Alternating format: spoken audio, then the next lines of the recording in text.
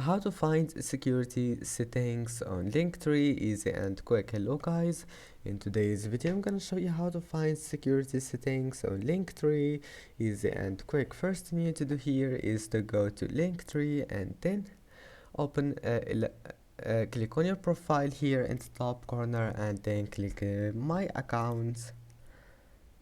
Now just wait and then scroll down. Here you will find security settings and then you will find multi-factor authentication, and that's here you can manage security settings. You can manage multi-factor authentication, you can turn it on or off, and that's it.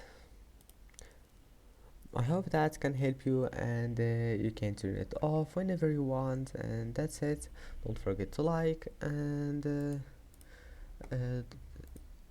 don't forget to like, and see you in the next video.